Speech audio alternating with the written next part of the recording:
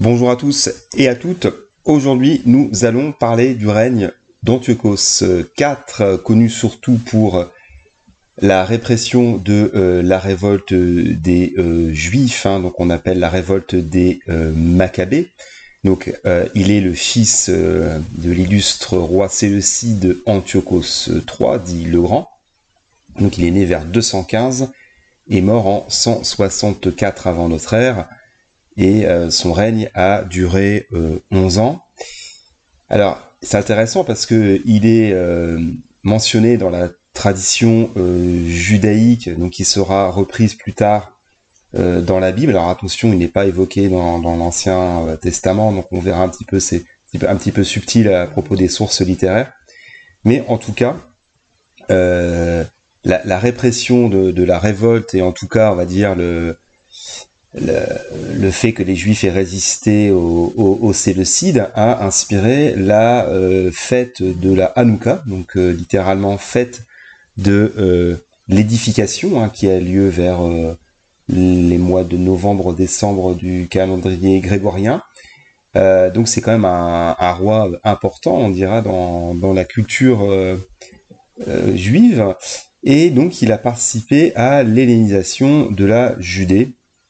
Et donc il s'oppose à la révolte des Maccabées, dont on évoquera largement les aboutissements, même si la révolte prendra fin après son règne. Alors il est réputé forcément instable psychologiquement par les sources issues de ses adversaires, mais il montre tout de même des qualités certaines d'homme d'État, et peut être considéré comme l'un des derniers grands rois séleucide. Ensuite, on a une grande période de décadence qui va jusqu'à la conquête romaine au milieu, en gros, du 1er siècle avant notre ère. Alors, pour revenir aux sources, donc il est mentionné dans le livre 2 des Maccabées notamment. Donc, à savoir que les livres des Maccabées donc, sont 4 livres. Donc, ce sont des livres écrits par des Juifs, mais en langue grecque, dont le thème commun est la révolte des Maccabées. Donc, c'est une révolte qui a commencé en 175, donc bien sûr contre l'occupation séleucide, et qui s'est terminée en 140. Alors, les Maccabées tirent en fait leur nom de Judas Maccabée, dont le frère Simon a fondé la dynastie hasmonéenne, donc qui va régner sur la Judée en gros pendant un siècle, de 140 à 37 avant notre ère. Donc on aurait plutôt dit la révolte des Hasmonéens, mais enfin la tradition a conservé ce terme de Maccabée. À voir, donc en fait c'est là où c'est un petit peu subtil, c'est que les 4 livres des Maccabées, donc qui ont bien été écrits en grec par des Juifs, là ne figurent pas dans la Bible hébraïque. Bon, c'est là où il y a un petit hiatus. Par contre, ils sont reconnus, en tout cas les 2 premiers, dans le canon catholique. Donc en fait, ça fait partie des rares livres, on dirait juifs, qui ne sont pas dans la Bible hébraïque, mais qui sont dans la Bible chrétienne, donc ce qu'on appelle les livres deutérocanoniques.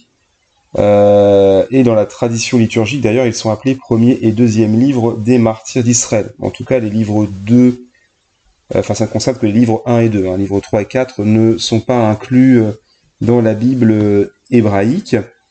Alors, les orthodoxes, eux, ont retenu les 4 livres, tandis que chez les protestants, ils les considèrent comme apocryphes, et les ont rejetés dans leur tradition. Donc ça qui est intéressant, c'est que les juifs et les protestants n'incluent pas ces livres dans leur canon, ce qui n'empêche que ce sont des sources historiques relativement fiables, et que, comme je l'avais dit préalablement, la fête de l'Hanouka, qui commémore donc la révolte des Maccabées, a été conservée dans la tradition juive, bien que les livres ne figurent pas dans le canon hébraïque. Bon.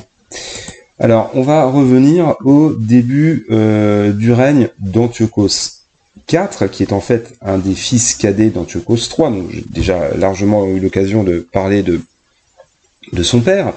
donc qui est défait par les Romains à l'issue de la guerre antiochique, vaincu donc à la bataille de Magnésie en 191 de mémoire, si je dis pas de bêtises, et qui subit la sévère paix d'Apamée, et cette paix va d'ailleurs beaucoup peser donc, financièrement, militairement sur le royaume séleucide, et Antiochos III est contraint en fait d'envoyer l'un de ses fils, donc Antiochos IV, comme otage à Rome, où il va résider plusieurs années avant d'être échangé avec son neveu Démétrios, après l'avènement donc de son frère Séleucos IV, donc si on suit bien, Séleucos IV, qui succède à son père Antiochos III, donc qui est tué en Élimaïde, après avoir pillé un temple.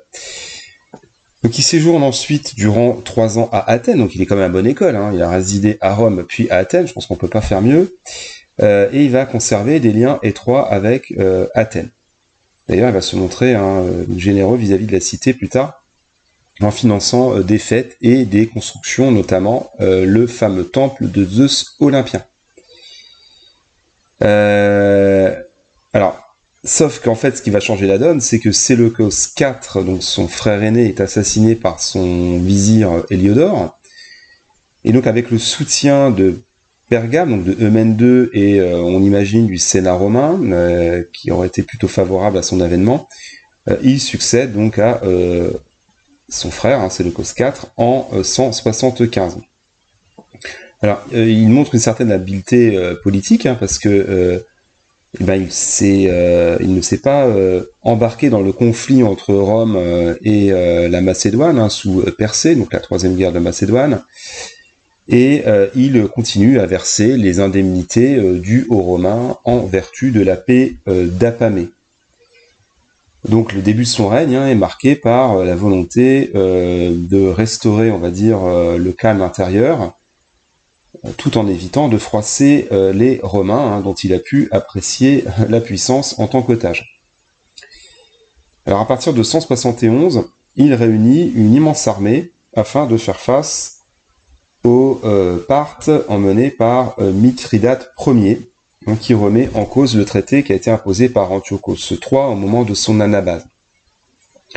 Mais Antiochos IV ne peut mener à bien cette expédition qu'à la toute fin de son règne, et en fait cette armée va servir à combattre les éternels ennemis, c'est-à-dire les Lagides d'Égypte. Alors, je ne l'ai pas évoqué, mais on peut revenir quand même sur son épithète royale, la titulature royale.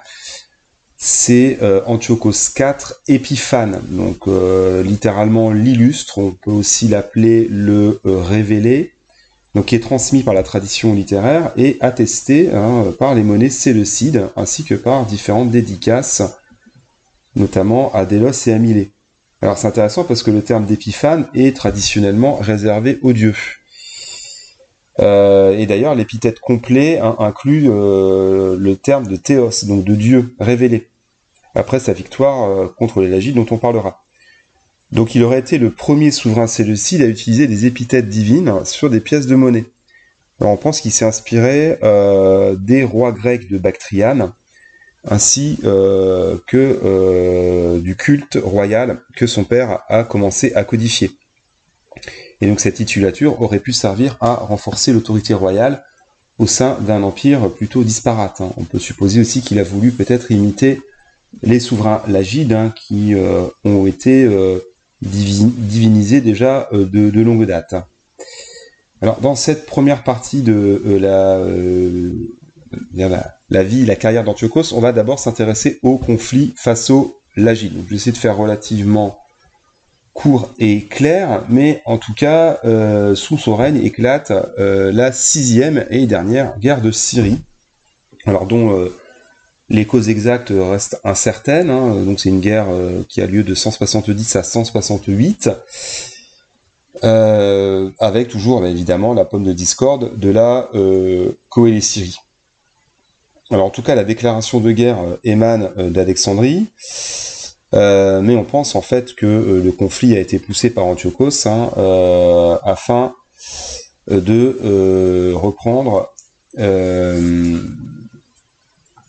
on va dire non, plutôt de conserver la coélie-Syrie que son père a repris après la bataille de Panion. Alors, les deux belligérants vont dépêcher des ambassades au Sénat afin que de prendre, on va dire, de récupérer la bonne grâce des Romains. Mais finalement, les Romains ne prennent pas réellement parti. Alors, à voir aussi qu'à l'époque, les Lagides sont dirigés par un jeune roi, donc Ptolémée VI, qui est contrôlé, on va dire, par deux co-régents, notamment sa sœur épouse, Cléopâtre II, et son propre frère, le futur Ptolémée VIII. Alors, Antiochos a eu le temps de prendre ses dispositions et son armée est la mieux préparée au début du conflit. Alors, ça fait penser que peut-être changer de carte. Alors, en tout cas, ce portrait intéressant, un beau portrait visible dans un musée à Berlin. Je trouve intéressant ce portrait. Il a une certaine folie dans son regard, effectivement. Ça présuppose la légende noire d'Antiochos dont on reparlera largement.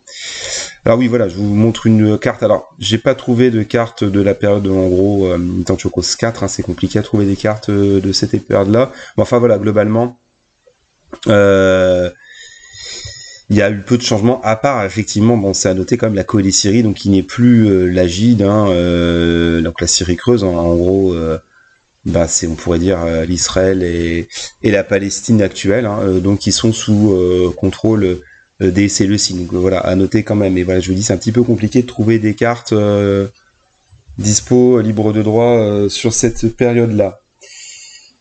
Donc en tout cas, l'armée lagide est mise en déroute à Péluse, donc qui est la porte d'entrée de l'Égypte. Et Antiochos finit par rencontrer donc Ptolémée VI, qui se voit alors placé sous tutelle et qui est, pour ainsi dire, éjecté du pouvoir. Alors, il y a une tradition qui dit qu'Antiochos a même été proclamé roi d'Égypte, mais enfin ça paraît pas très très fiable. Et une émeute éclate à Alexandrie et Ptolémée VIII est finalement proclamé comme seul roi légitime. Alors Antiochos tente de prendre la cité, mais il échoue. En spéculant sur une guerre entre les deux Ptolémées, donc 6 et 8. Et il doit alors quitter l'Égypte pour réprimer la révolte de Jérusalem, dont on parlera bien évidemment par la suite. Alors profitant du départ d'Antiochos, les deux frères, les deux Ptolémées finissent par se réconcilier et forment une forme de triumvirat avec Cléopâtre II. Alors la guerre reprend, mais sauf que là, les Lagides ne revendiquent plus la coélie Syrie, mais en clair, on peut supposer qu'Antiochos ait l'ambition d'éliminer une bonne fois pour toutes la dynastie et d'annexer l'Égypte à son empire. Mais alors d'après Tite-Live, les ambitions d'Antiochos auraient été un peu plus modestes parce qu'en fait, il aurait revendiqué plutôt Chypre et la région donc de Péluse, donc on va dire qui marque la frontière nord de l'Égypte. Alors les Lagides demandent l'appui du Sénat romain, sachant qu'à l'époque, l'Égypte fournit du blé aux légions romaines alors en Grèce, durant la troisième guerre de Macédoine. Donc là, les Romains dépêchent une ambassade avec pour mission de signifier à Antiochos IV qu'il doit abandonner définitivement l'idée d'occuper l'Égypte. Et dans le même temps, Antiochos parvient à s'emparer de Chypre et pénètre jusqu'en Égypte. Et il y a même une tradition qui dit qu'il a été jusqu'à Memphis pour se faire proclamer pharaon. Alors, durant sa marche vers Alexandrie, il rencontre finalement à l'été 168 l'ambassadeur romain qui s'appelle Popillius, qui lui fixe un ultimatum qui est resté fameux chez les anciens, qui était repris par de nombreuses sources antiques. En fait, donc l'ambassadeur trace avec sa canne un cercle autour d'Antiochos, lui interdisant d'en sortir tant qu'il n'aurait pas accepté les décisions du Sénat. Alors Antiochos, qui vient d'apprendre la victoire des Romains à Pydna, et donc on pourrait dire la fin de l'hégémonie macédonienne en Grèce, et qui a su tirer les leçons de la défaite de son père à Magnésie, accepte alors d'évacuer l'Égypte et Chypre. Alors, on peut aussi supposer que les Romains aient conforté Antiochos comme seul souverain légitime enfin, excusez-moi, un contresens. Il est aussi probable en fait que les Romains aient bien rappelé à Antiochos qui n'est pas le souverain légitime, qu'en fait le souverain légitime est Démétrios Ier, donc le fils de Séleucos IV. Et oui. Donc cette funeste journée représente un traumatisme pour Antiochos, et la tradition donc est issue des sources juives, dépeint déjà sa fragilité psychologique. Alors en fait, il a espéré pouvoir compter sur la bienveillance des Romains, mais il se voit vite réduit dans sa tentative impériale. Et donc là, il va envoyer une ambassade au Sénat romain en lui signifiant son indéfectible amitié.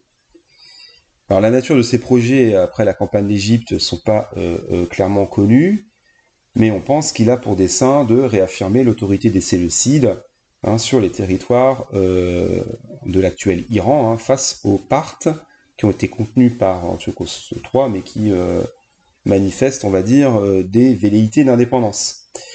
Sauf que là, une guerre civile embrase Jérusalem, tout de suite après l'assassinat du grand prêtre d'Israël, Onias IV, sachant qu'on va avoir deux camps, on va dire, chez les Juifs, un camp traditionnaliste et un camp, on dirait, pro-Hélène, et que cette guerre civile, bien connue, va faire entrer Antiochos IV dans l'histoire. Voilà, je vais m'arrêter là pour cette première partie. La suite au prochain numéro. À bientôt.